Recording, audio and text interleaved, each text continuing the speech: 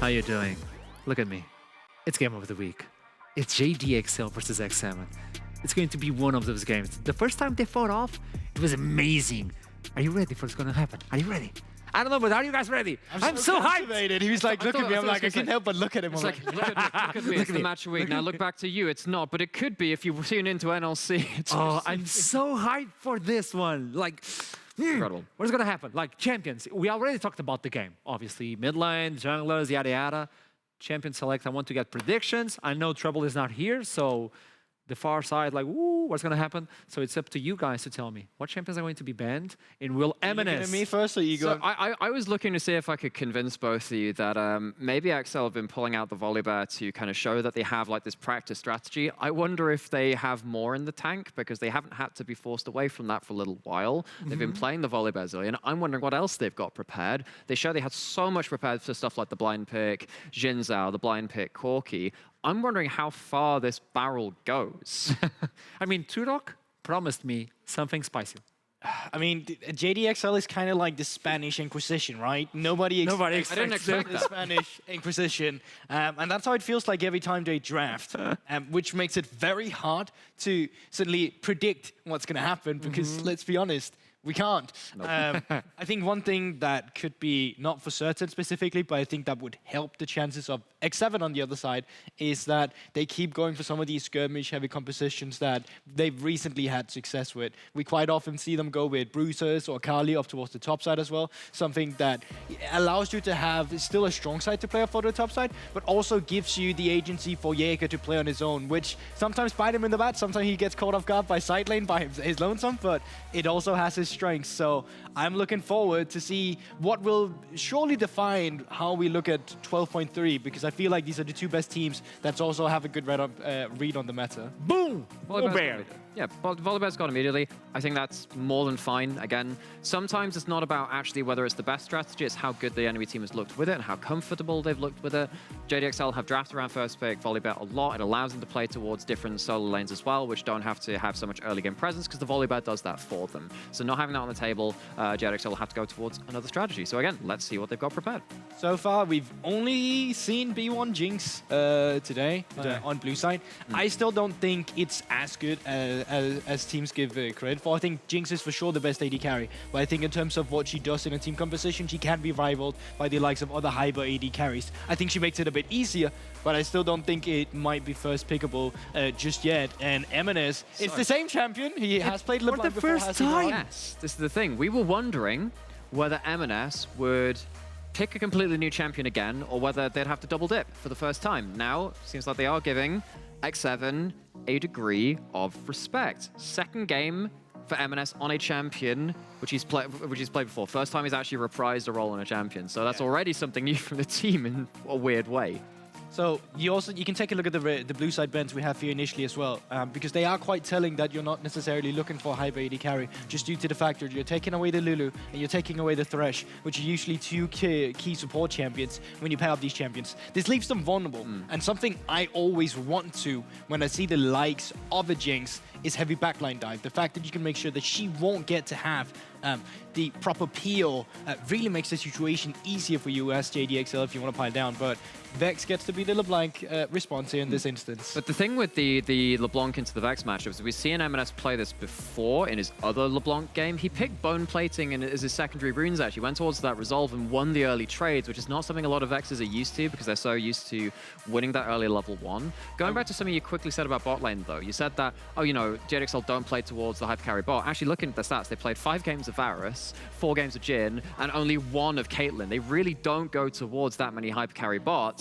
And if they're not going towards straight 5v5s with that, why don't they just split open the map even more? Tryndamere locked in. I'm going to imagine this is going to have a hull breaker on it at some point. Really difficult now for X7 to play around a dive comp with a Vex. I've really been wondering for the longest time as well when we would get to see the likes of Tryndamere, because you take a look at the eastern regions, this champion is picked always. Like, you always see this champion almost like pick and ban, and it's super easy in a side lane to just take control, at least for the earlier part of the season. Now, having Sin as well against the Jinx, or knocking away Vex when she dives in, super nice as well. It creates some good disengage, and also a nasty 2v2 with LeBlanc and Sin Sao. I like the idea that we have on the JDXL a pretty good dive, and you have the Jinx on the other side who also have a good dive, but there's no way to carry it to dive in. So they just want to go for battle. They told me on the interview that X7 played versus JDXL with a lot of respect and afraid of the JDXL team. And this time they're not afraid of anything. So they're pre-planning the dive comp. Need we remind you that X7 have a little bit to prove, actually, because of some of their weaker games. Yes, they've come away with a lot of wins. They did drop a game to Bifrost, and we sat there thinking, oh, well, maybe JDXL are the best team. This is the game where they can blow away all of those kind of doubts. So they're banning away the two AD carries which JDXL have always played towards. They played like one game of Caitlyn, so now we have to see Zami like finally dig a little deeper. I mean, there's still loads of weak side AD carries if that's what you're looking for as well. Having an Ezreal is not because they're going to be completely bad, and it's actually I don't like Ezreal into the mid jungle. Thinking about it, I mean, I think it's still fine. Arcane Shift does give you some room to play around with. It is a champion that Samuel played in the past, but you gotta look at the AD carry champion pool, and picking Aphelios here, I don't think that would do you too great, because right now you're already looking at the top side of the map, or at least your solo laners. And it screams to me that these are lanes that you want to play for. I'm almost wondering if this is actually opening up for something like a mage bot, even. Just something to wave clear, something to just keep away from this backline. You don't... I think already JDXL are probably not committing to a 5v5. LeBlanc and Tryndamere have some ways around the side. I don't know what I make of Ornn into Tryndamere. I feel like that is going to be... Look, you're going to lose side lanes. I think they've discovered that at this point. Maybe you go for something like the Gragas. You could have gone for something like a Graves, right? Graves is the one thing which can sometimes wave clear, push early. But X7 fully going to the team fight. They want to force things in the 5v5. And if JDXL are not cleared on the rotations and their lane assignments, they could be in a bit of trouble. But it is just a testimony to X7. They purely want to play mid-bot side here, because you have your mid lane counter pick into the LeBlanc, and now you're saving the support counter pick, focusing as well. So what you pair up with the Ezreal right now, I was quickly looking, I was like, Braum sounds nice into the likes of Ornn, but I think Braum is one of the easier champions to punish as well in lanes if you do blind pick it. So you might have to respond with aggression, because you don't have any engage right now on the side of JDXL. So if you end up going with Braum, it becomes incredibly difficult to pilot this team composition. You need some sort of go button if you finally need to take these team fight around objectives. That's a little better. That's a little better. It does give you kind of the best of both worlds. Rakan can be somewhat defensive. Of course, there's that heavy dive engage threat too. Oh, that would be nice. I do think that XL are looking to really avoid 5v5s. They don't really want to take an even fight at any point in this game. Maybe some miracle working from M&S can get something going. But the thing about the Ezreal into this team comp, who is the majority of your damage when it comes to the 5v5, is that you only have one Arcane Shift, and you have to do that into the Ornn, you have to do that into the Hackram, you need to do that into the Vax. Janna adds an extra degree of difficulty for JDXL to execute on their comp too, because they have to play through side lanes now. That's the only way they win this. Get a lead through side lanes, maybe you can win the 5v5s with a lot of golden pocket. That's honestly the thing. You take a look at X7, and there's no way they should be losing out once it comes to teamfight scenarios. So that means stacking Drakes in the early game for X7, keeping that pressure on the side of JDXL is something that's going to be extremely pivotal, because if you have a composition like JDXL that needs to win on side lanes, honestly speaking, that's a late game win condition. That's not something you do in the mid game. That's you can afford to give up side lane turrets. Extra little thing though, who deals with a hull breaker on Tryndamere? Because you're going to have an Ornn sitting at turret and occasionally knocking you up, but if it's just Tryndamere with the hull breaker, Ornn's base damage isn't going to cut it. Tryndamere can hit the turret and then just walk away. I think there is going to be a point in this game where XL can play through side lanes in a way that we kind of saw Nuruki do a little bit in their really big win last week. I don't know if X7 have a lot of options to play outside of the objectives that they want to be forcing XL to answer to. I think they still have a good amount of mobility with high range engage. Call of the Forge Guard only needs half a map, Vex as well at the same time. So like if you want a 1-3-1, there is moves where you can catch people off guard. If you catch Tryndamere where you have tempo on the map and it's literally only topside you need to take care of, well, it's quite simple. You push in mid lane, you move top, and then all of a sudden, you don't even have to kill him. You just need to stop the split pushing, wait for objectives to arise, and then that's where you start playing for them once again. I will say that I think there's ways for M&S to cheat as well on the LeBlanc, because if you get ahead, and if you get into fog Janna doesn't exist. Exactly, Janna doesn't exist, or Jinx doesn't exist if you find the proper execution. I think Showmaker definitely is one of the best. Jovi as well. Yeah, I think, but Showmaker specifically to me is when I look at him as a LeBlanc outside of lane, is the best best is finding pickups through Fog of War, the best of playing how that champion should be played, because it's not just jumping in a team fight, it's trying to prepare the objectives before they happen with vision and finding yourself in the most annoying spot in terms of how enemies wants to pilot a team fight composition. I always thought Aria was really good at that, you know? Yeah. Now that we got a hold of the champion select and we know the teams, obviously we have to do the predictions beforehand with no knowledge of the champion select. And now that we have that info, I want to get predictions from you guys. X7. X7? Yeah. That was a solid, fast answer. XL. XL. Going the other way. Are you doing that based on draft or based on... It's a bit of both, right? Because you have to pin that draft to the name tags as well. X7 have obviously been very good in when they have had those leads. Historically, they've been struggling a little bit over the last couple of weeks. If they aren't as clean as XL have shown in terms of their lane assignments, where they're showing up on the map, how they're moving people around it, I think that they could get just pulled apart at the seams. I really think this Tryndamere is going to be difficult to deal with. I think that Jaeger hasn't had the best side laning, has been picked off a bit by themselves. If that happens even once this game, that could become an insurmountable advantage, which then XL can just use to tilt the map in their favor. It doesn't matter at that point of X7, do you have the better 5v5? They're going to have inopportune ways to get towards that objective, and they're going to have to deal with so much extra gold flowing over to the other side of the map. So I think that this fits the identity of what XL have shown more as well. I just think this matchup becomes... I think it's so difficult. Like, I think it's such in a the hard 5v5, if it's an even 5v5... Even then, like, you have Rakan into Janna down towards the bot side. It's Ezreal into Jinx. You're not going to have wave priority. You have bandages you need to apply to the rest of the team right now.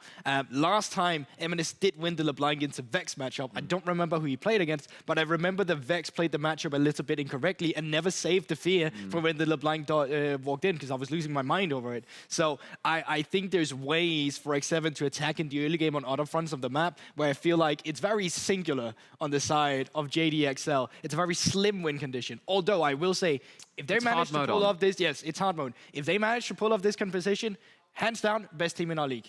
We got a mixed prediction on the table. It's game of the week, JDXL versus X7. There's no time to lose because this is going to be the game of the week. How are you doing? Was of Emines's violence on the LeBlanc versus Vex. Who was it? Slow queue Oh. from Riddle. Yeah, I mean, as a LeBlanc player, this is a rough matchup. That's disgusting. It is. I know.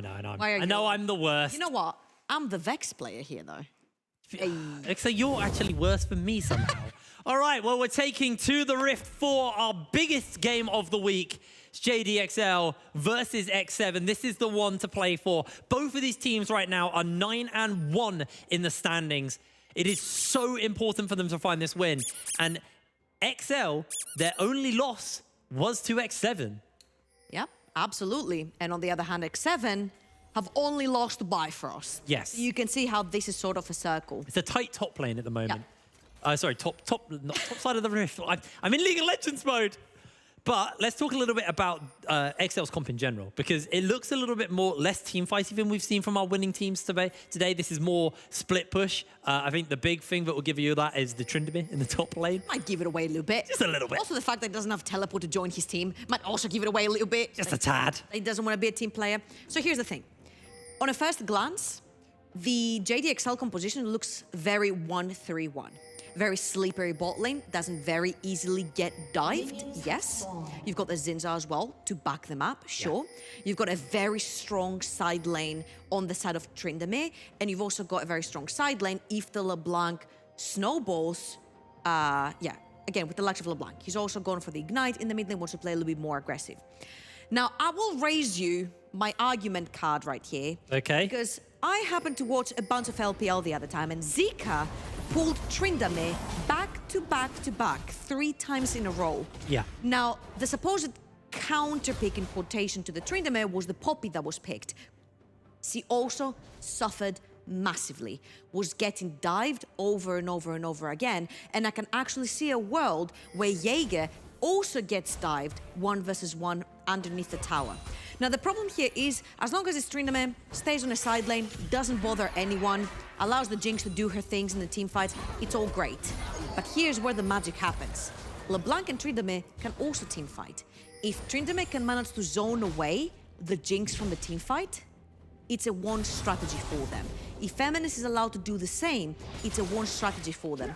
So yes, we can see a world where their team fight, the front to back, might not be as strong on a first glance as X7, but due to the caliber of players and with name tags on and what JDXL have been able to pull off, I see MNS and Cries wreak havoc in these team fights. Yeah. Zoning away targets is going to be their primary goal. So there it is. Not just a 1-3-1 team. Not just a 1-3-1 team. I think they do still lean fairly heavily towards it, but it is, you know, they have options around it. You know, LeBlanc can blow up a squishy target like Netta. I mean, we look at the first game of the day when we had the Akali just popping the Jinx before she could even play. Dan's looking for something here. If Temp blows the fear, this could be a signal for a gank. Waiting for them to come in. Wind becomes lightning. There's the charge, and the chains go wide. So the gank is just going to be that's dangerous. Wasted. Temp's wave is at a really disadvantageous position. Dan can actually loop around and come again for the counter gank after the Scuttle Crab has been taken. Yeah. And Temp is in a really sticky situation. He has to hard shove that wave, because if he gets stuck right there, that means he's in a very vulnerable position where without his flash, he could end up dying, meaning that all that push that you have, all that pressure that you have onto LeBlanc is being alleviated. Absolutely. It does look like the wave's slowly pushing in. There's no way you will try and dive M&S. Wait. They're going for the flash. They go for the ignite. Actually, the sigil's on. Just needs that distortion to finish this one up. M&S able to find the kills. Haru comes in, runs him over, and turns it back around. But a solo kill for M&S onto Tempt in the mid lane. No way you pull another solo baller versus Tempt. That is the second solo baller from M&S onto Tempt. And that is insane. Again, you see, once the wave has been pushed onto LeBlanc, any assassin will take that as the go button. Ignites will go down, but Tempt, if he doesn't have the passive, if he doesn't have the fear available on the Vex to lock down the LeBlanc and put down the damage, she's just so slippery and she can evade so much of that damage that Vex has to throw. And again, MNS, the second solo bolo onto Tempt in this entire season. Tempt's okay. It's one of those lanes where it's a rough lane for LeBlanc, but if you know how to play this lane properly... We thought Slog, you did something wrong. No, it's just MNS. He's just too good on the LeBlanc. As soon as that fear goes down, it's like, right, we're trading. Yeah. We're fighting now because I can. And, you know, Tempt needs to burn his passive to clear the wave. Like, you have no control. You can't just save when the fear goes off. It just charges up. Again, we mentioned that.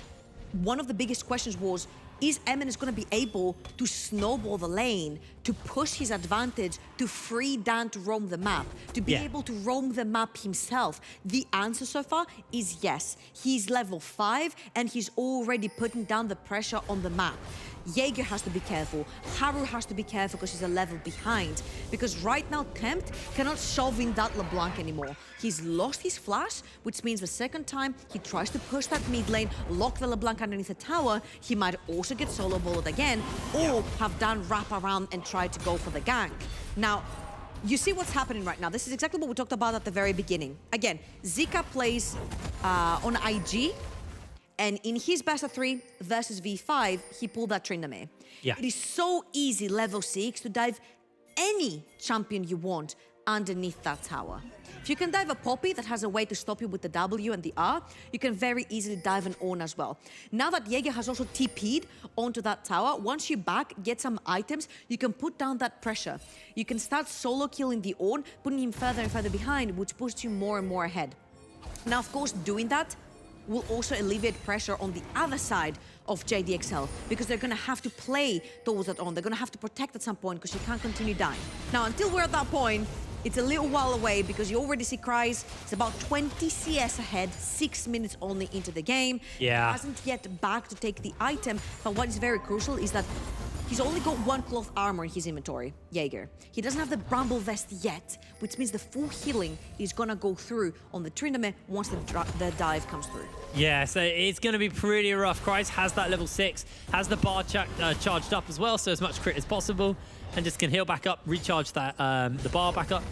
Is Rage or is it Fury? I can't actually remember what his resource is called. It's Rage. I think it is Rage. It makes sense for the character.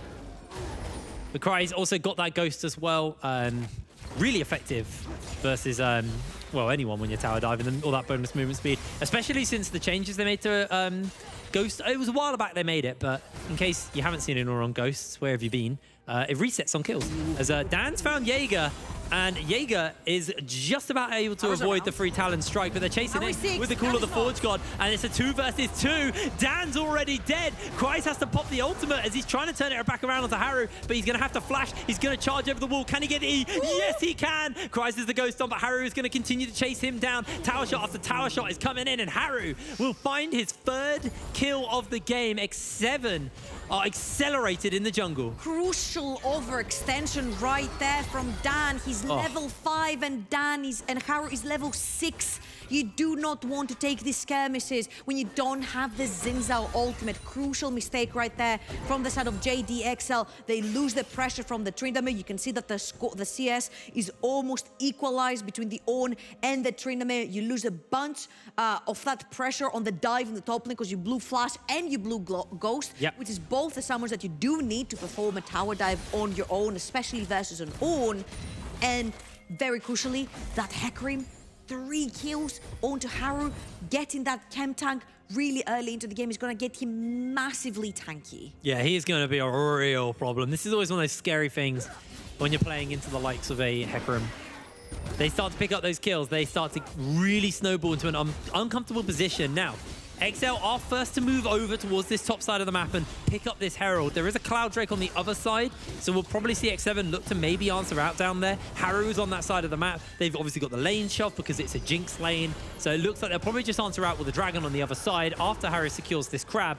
Question for me is what is Dan going to do with this Rift Herald? Where is he going to go with it? Is he going to look to go mid and unlock M&S even more and let them roam the map and maybe set up? Or is it really just enable Kryze on the split push? Honestly, I would honestly want to undo the mistake that I made in the top lane. Yeah. That was done right there. Because right now, not only Kryze is not able to tower dive Jaeger is a whole level ahead of Kryze, which sort of defeats the scenario of Tryndamere being so strong onto the side lane.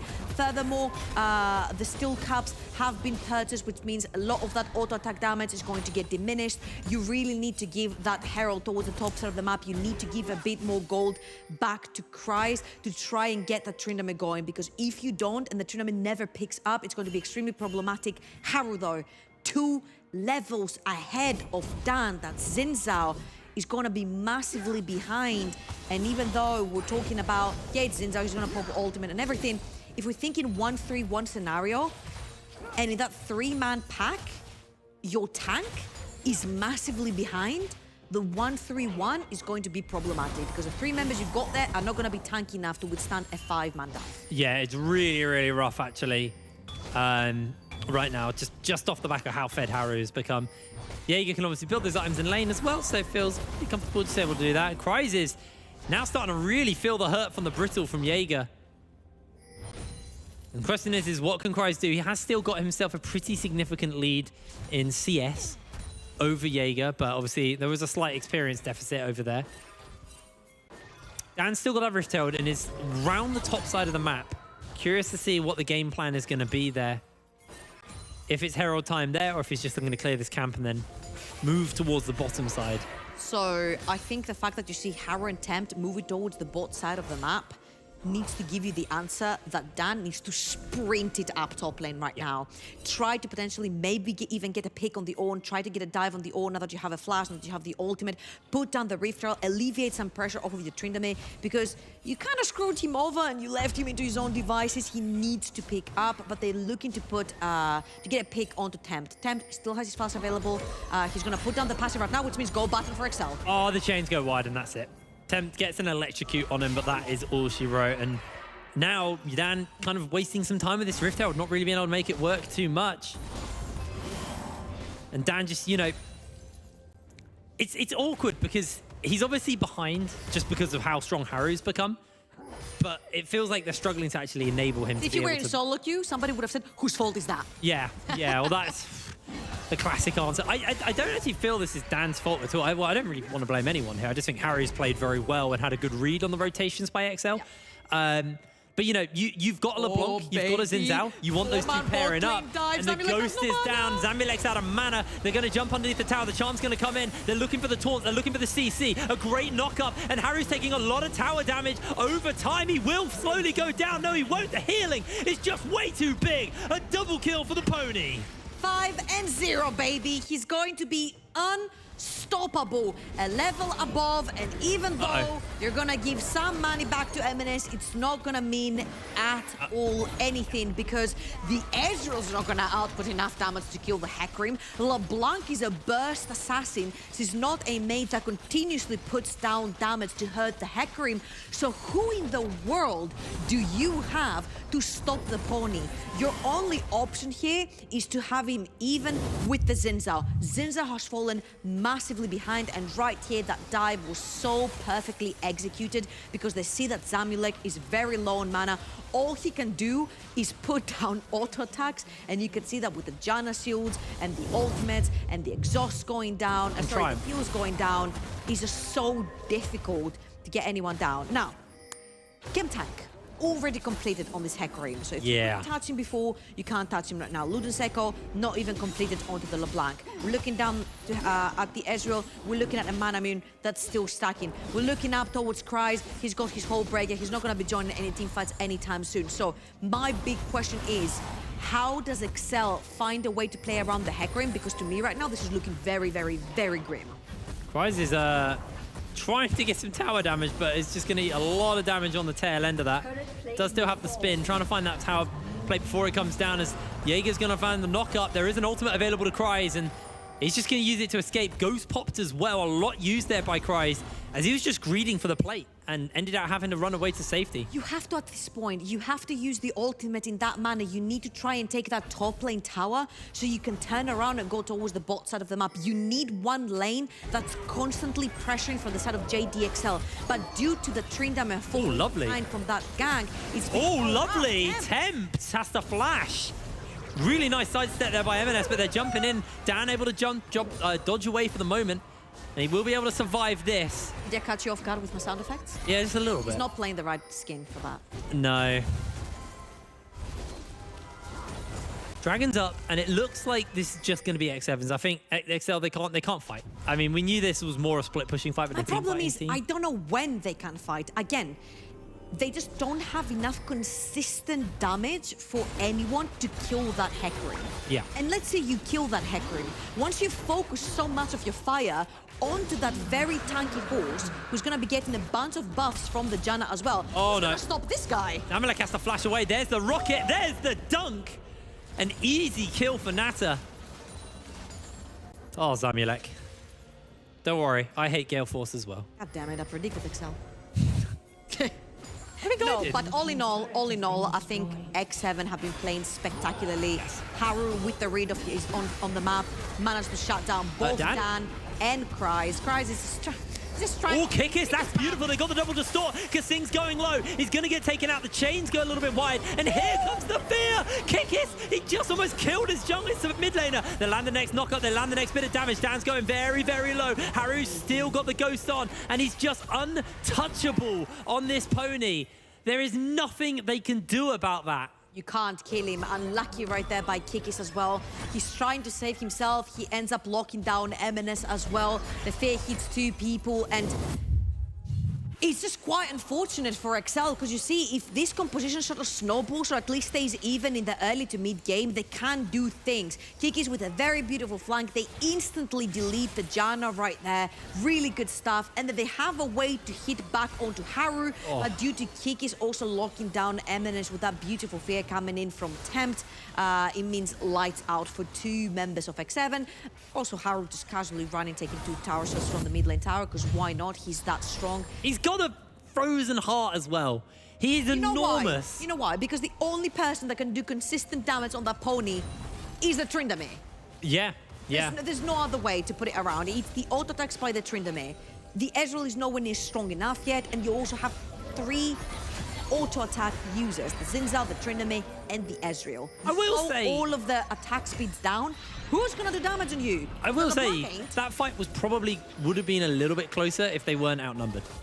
If the Hecarim wasn't 6-0. I mean, obviously the Hecarim's a massive factor, but they were pretty much outnumbered for the majority of that fight. So, all things considered, it wasn't terrible, but it still was terrible, if that makes sense. Now, Rift Herald's going to get started up by X7, and XL they can't contest.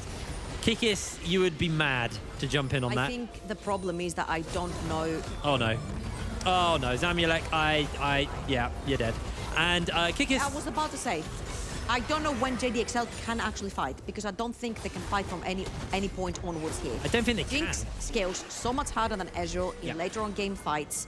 That pony, we mentioned it again and again, there is not enough consistent damage, AP or AD, to take him down at any point in time. And even if they do, you also have the Ornn who's tanking, you also have the Janna shielding and healing, and while you're focusing all the fire to take down the Hecarim and the Ornn, the Jinx is just gonna wreak havoc in the backline as well. So, as much as I'm trying to give some light and some vision onto how JDXL can turn this around, unfortunately, I don't see a way. Unless they start cashing in on a bunch of shutdowns, unless they somehow miraculously lock Haru down and get the shutdown, then yeah, but it's just so difficult, man. I just don't see it happening. Achilles Christ is gonna get some bounty gold here, share it with his team. But that's about it, because Luke was coming towards the bottom side of the map. Squad's on the way. Yep. Guys, I don't think you're going to be able to do too much here. Pops the ultimate, pops the ghost, is trying to kill Jaeger, but the shielding is coming in. He's CC'd for days. Unkillable, but the shields are big. The knockup's even bigger, but they're still able to find the kill. And here comes Zamulek with a true shot barrage. Clips for the kill. Now Dan will fall down. Kasing is very, very low, but Zamulek doesn't want to jump into Nata. Nata is way, way too strong for him to handle. They did also get another tower shutdown in the top side of the map. Oh, So at least there was something, but they're looking for Nata. They've got the quickness. They've got the lockdown necessary to deal with him, but they're finding the CC. And Haru's coming in. They need to finish this Jinx in time. They're able to do so, but Zamulek's being chased. He's bopped back. He's trying to kill Kasing in return, but he can't get close enough. The minions are blocking the Q. There is nothing he can do. Haru 7-0 and 1 right now on the Hecarim. At this point, I think Haru can 1v3. That's how strong he is. 2 items. I'm pretty sure he's close to a 3rd one. And even though I would say this was a pretty favorable trade for XL, because they bank in on that global gold from the bounty on the tower with Cries, and then they also managed to pick up the shutdown later on onto Jaeger. You see how quick X7 is on the rotations right here. And Cries, he's putting auto attack onto Jaeger, and Jaeger is just not feeling any of that pain. And by the time you try to get onto the Janna, he's got too many shields and peeling do not care about you at all. And yes, Zamulek cashes in on killing Jaeger, and yes, Zamulek and Gigis are gonna get yet another pick onto Nata, but I don't think it really matters. Yes, Zamulek gets 2 shutdowns here, but again, is that Ezreal damage going to be enough to carry you on in later on fights to come? Because that's the only way you can play the game right now with JDXL. When you scatter around the map, you've got LeBlanc on one side, cashing in on bounties, and then you've got Cries on the other side, cashing in on other bounties, and you're trying to pick up all of that gold. But then again, 3 dragons. And it's an Ocean Soul. You were talking about how hard Harry's going to be to kill. Ocean Soul's going to make it infinitely Singularity harder. versus Astralis. Astralis, you played really well today, mates. Oh, this is a rough one now for XL. I don't think we should count all their chickens before they hatch. It's a 3,000 gold lead, yes. Haru is very, very them fair. all. I've counted every single chicken. M&S though, you can see there's some positivity. If we have a look at the build, it's optimism. So the Medjais onto M&S.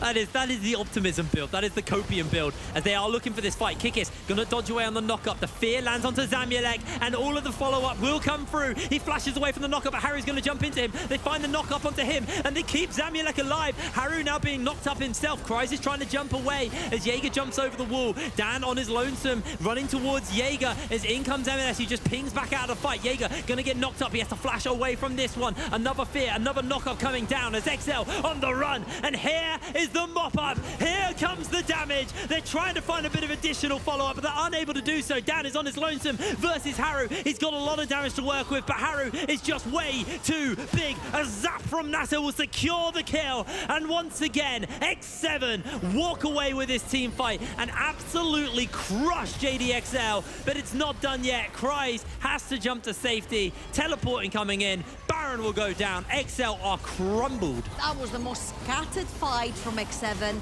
That was the only chance probably JDXL are gonna ever get on seeing X7 so scattered. But again, it does not matter. The people who need to be fed are already too far gone, too far accelerated into the game. Level 13 for the jungler. Ezreal is level 11. Dan is level 11 on the Zinzao. He's legitimately running them over right now. Level 9 for Kikis. He's 4 levels behind onto that Rakan, which means the second that Haru touches, you actually go bye-bye. You're watching, what is it, 50s television, like black and white all the way. Oh, and it's like, it's just a hole breaker on Kryze. He's got components, but it's not enough. He's not strong. He can't comfortably sit in the side lanes right now without going down, but he's going to have to. It's his only option. They dodge away on that Shadow Surge from Tempt, but this is the Baron wave pushing in, and XL have a big problem. They have no wave clear. They have no wave clear, they've got no team fighting capabilities right now, and X7 are just tempting fate right now. They're like, sure, you can come at us, we have the team fighting composition, we have the engage tools, we have the disengage tools, whatever we choose to go, Kryze needs a recall. whatever we choose to do, we do it. Kryze has to recall. I don't know if it's gonna be early enough. I don't know if he's going to get there in time. Nata loses half his health. That's a lot of damage from him. Tempt eats the chains. They might find the follow-up chains onto Tempt as well. Sigil's going to pop, and he's going to lose his life. M&S doing a lot of damage. Now they're able to jump away. Nobody's gone down on the side of XL. It's a solid defense from them. They haven't lost their inhibitor towers, and Kryze is in the middle of everyone. He is running amok right now, spinning to win. Can he find the win? I don't think he can, because he goes down, and Haru almost blows up Kikis. In comes Nata with a double kill. M&S is going to go oh so low. It's a takedown by Haru, and only a couple of members remain. Dan's going to jump in. They find the knock-up, a bit of healing from the fountain as Nata can't die. He just won't fall. XL are trying to hold on to the base. They're trying to hold on to this game, but they're unable to do so. The Nexus has been laid bare as XL will crumble. X7 will take a 2-0 over them in the season. Woo! Major props to X7. That was a clinic. That was so well done from them. Honestly, major props to Haru. Yeah. Shut down Dan very early into the game. Not just Dan, Kryze as well. I think that was a big hit on the fact that the Tryndamere did no longer have the capability of diving, did no longer have the capability of being a nuisance on a side lane. Takes so much away that 1-3-1 that we talked about, having the LeBlanc on one side, having the Tryndamere on the other side. When both of your carries do not have kill pressure on their opponents on the side lanes, that just makes it so grim to play the 1-3-1. And also when your 3 core members are just not necessarily the best team fighters, when you've got an Ezreal who's gonna take down the Hecarim, I don't think Haru died at all this game. It's the crucial word, isn't it? Or the crucial phrase that we used a lot is ease of execution. That was not an easy comp to pull off for XL. The 1-3-1 comp, the split push comp is very heavy on it. I'm gonna tell you one thing though. Okay. Somebody said on the disc, I don't remember who it was, they're definitely not gonna take Diana Yasuo ever again. I think, because they've played it before, their Hecarim Vex is even deadlier. That was horrible. Anyway, we are gonna throw to a break. I can't wait to hear what the teams are gonna say about that one, so we'll see you in a second.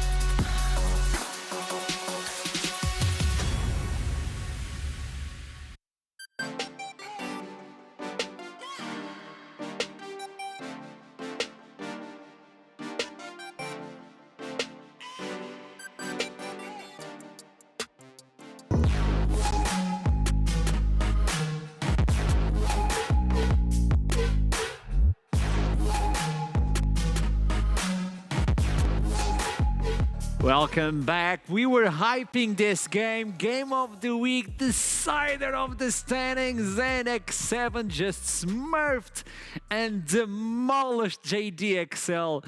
I was not expecting that. I gotta be honest. I was one of the hype train for JDXL in terms of predictions. And I got taught a lesson. Obviously, we need to talk with the coaches. I'll have Turok and Nias with me in a few seconds. And oh, there you go. Nias, hello once again. Hello? Are you there? Really? Hello? Oh, there you go. There you go. Now it works. Now it works. Welcome. Thank you, thank you. How are you doing? Pretty good. It's expected victory, so it was good. Expected victory. Yeah, because when I did the interview with you, you were talking like so flamboyant, like you were going to win this easy peasy, and you got it easy peasy.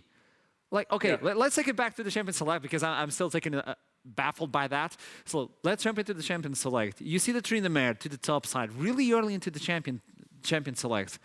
Why did you adapt the team the way you did?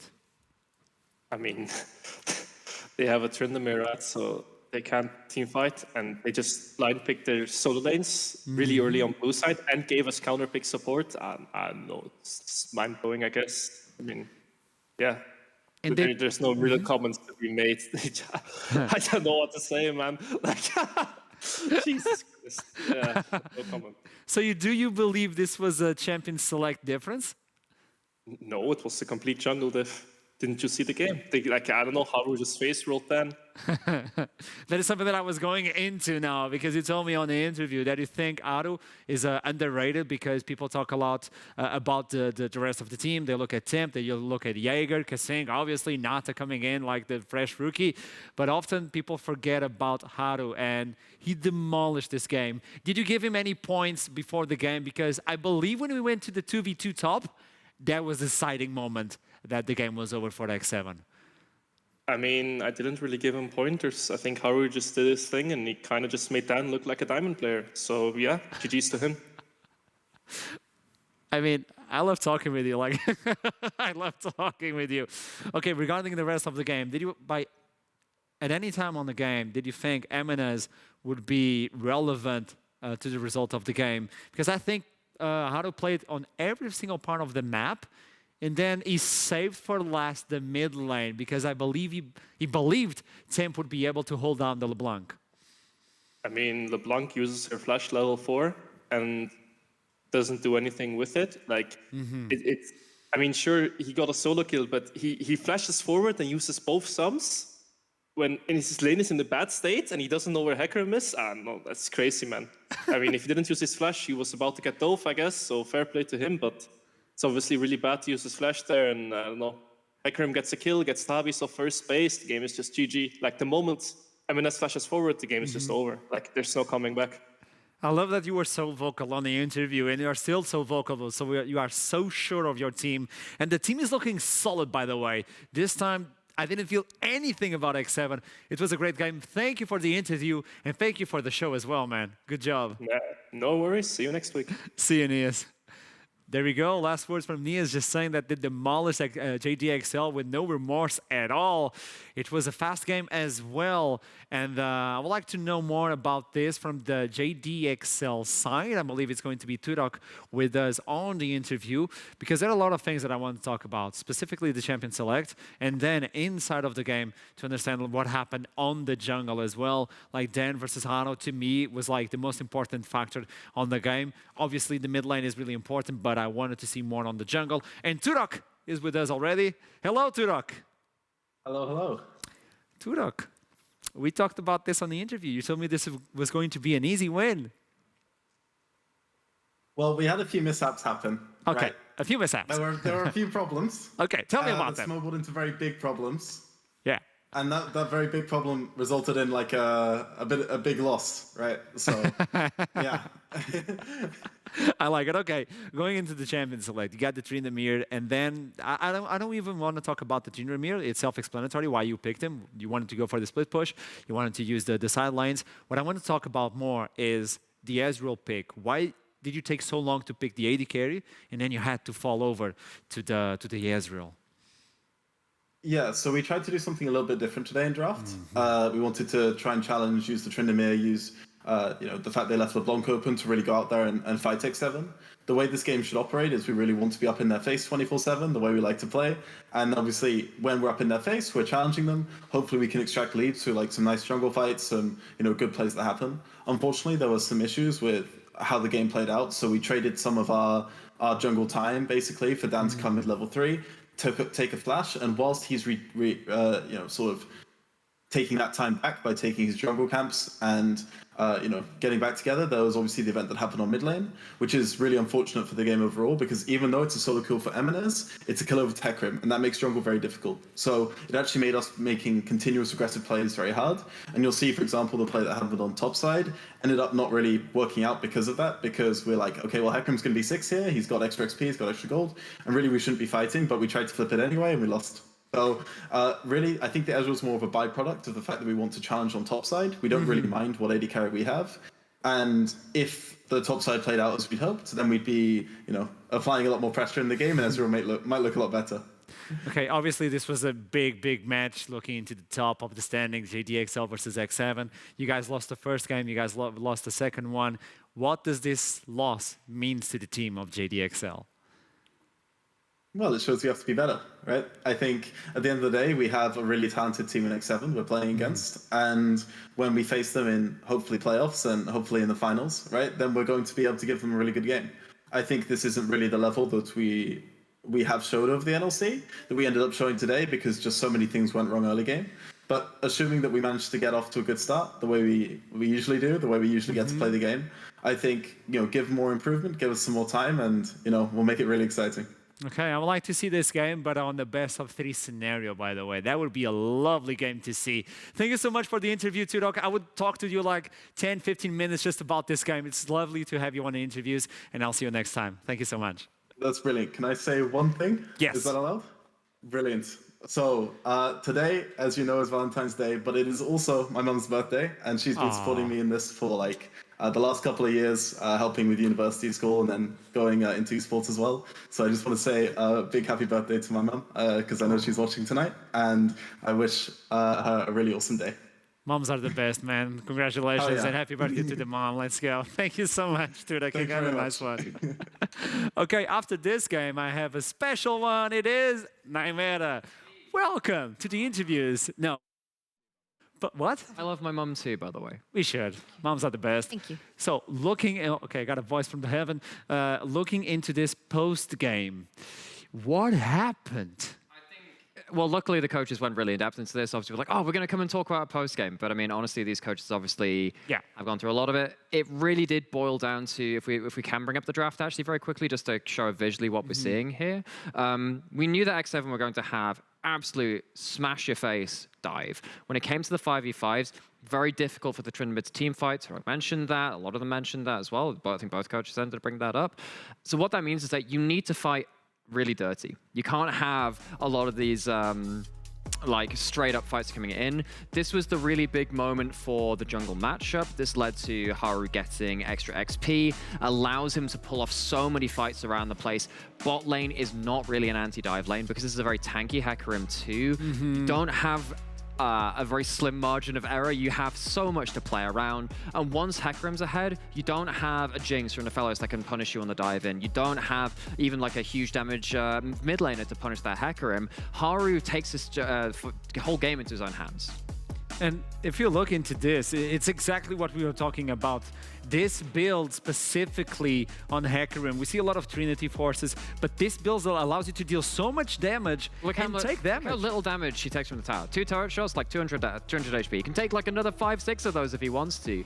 And this is where it kind of starts crashing into the late game, right? It loses so much of his HP. The Janna comes into the fray at this point because the Hecarim forces the fight to be about him. You have to hit their Hecarim because you're far behind. You don't have the vision or the territory to go into the backline. Haru gets to regen up with the Janna ultimate, with the shields, with the heal that was sprung from the summoners there as well. You name it. Haru is basically impervious and forces the fight to be about him. This lead was so hard to fight against for the side of XL. Obviously, I'm a big fan of Dan. don't take me the wrong way, but he could have been playing Evelyn because he was invisible the entire game. Hado was just demolishing. It effectively ended at that 2v2 top. Went in for the level 5 to level 6. If you get that kill, Tryndamere's ahead, that's fantastic, great, cool. You can start pushing down. Ornn is not a champion that can deal with a hull breaker. And I know I've talked about hull breaker a lot today, but it's one of these big factors where if you are against a Gragas or you are against actually most champions, you can see it on, you can see even Graves picking up the hull breaker into more fighter matchups. You can't damage them because they're sat on their own on their island. They get the extra resists at that point, the extra damage reduction. You just get to ignore them, hit the tower, and that means a lot of plate gold goes into them. A lot of then vision follows on from that when you start taking the turret. It's a very oppressive playstyle. We've seen lots of other regions pick this up. I'm kind of sad to see this not work out because I think it would have been a great blueprint for the rest of the region to learn from. But X7 just did not give them the amount of errors they needed. The Kings did not falter, and the Kings got the first place, while JDXL are now sitting on the second place, looking at what could have been. But it doesn't matter what could have been, because now is what we're going to get now after this quick break. We are going to jump for the 4th game, so I hope you're ready. Week 6, day 1 is bringing the hype. I'll see you soon. NLC.